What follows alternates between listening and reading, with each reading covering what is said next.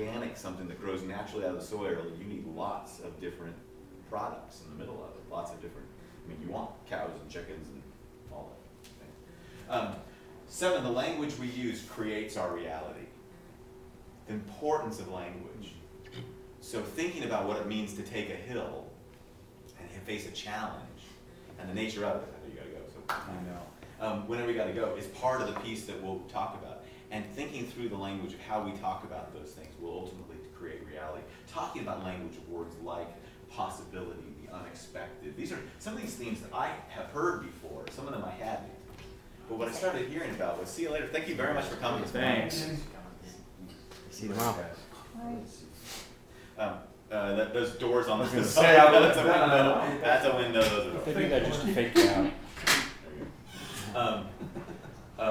Partly the language we use creates our reality. One of the assumptions about it is as we start to think about using language like challenge, like commitment and responsibility, the more we use those language, the more we're going to deal with what is that creating in our midst. The more we, and that's something that's to wrestle with, and that we can create a reality out of that. I'm trying to think of an illustration. When I say Sunday dinner to my kids, it's their favorite thing. It's their favorite thing now. Literally, like it's as a parent, it's not my favorite thing. Sunday dinner to my wife's cousin's family is horrible.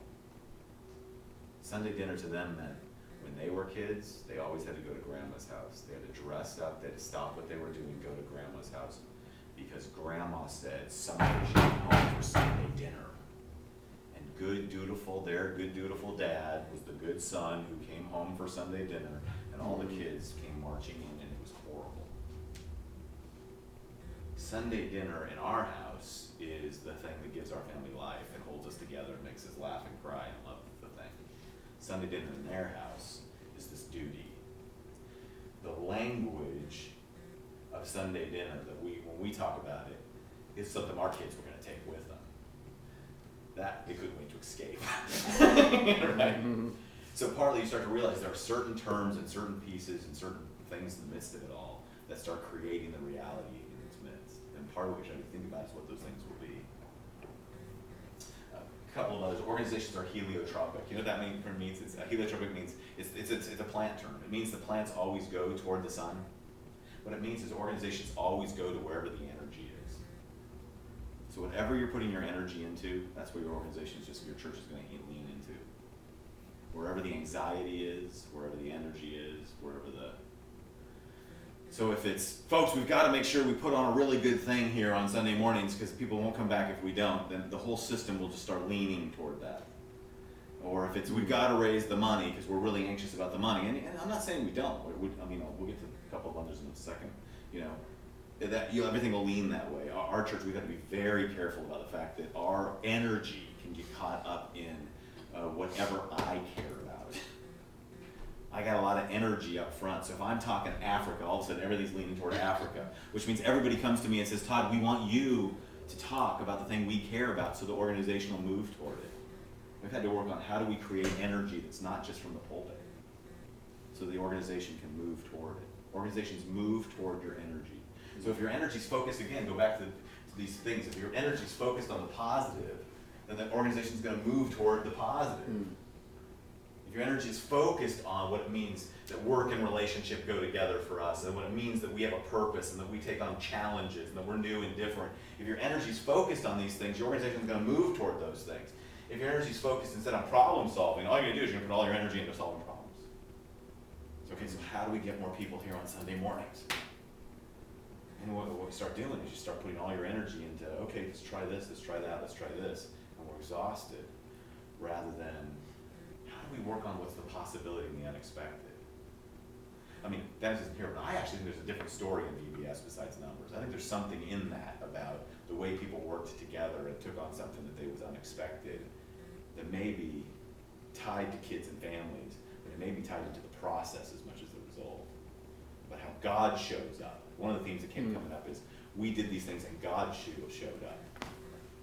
part of the hill we want to be on. Is how do we put ourselves into a place where, well, whatever we're doing, we need God. If God shows up, it's interesting that the joy loved that we work together more than expected happened, and the same thing was that you were talking about, Susan, in terms of like, at the very beginning we didn't know who was going to come, and you're saying the most exciting thing in your life was when the worship was really bad because you said, like we didn't know what God was going to do, and God brought Matthew back.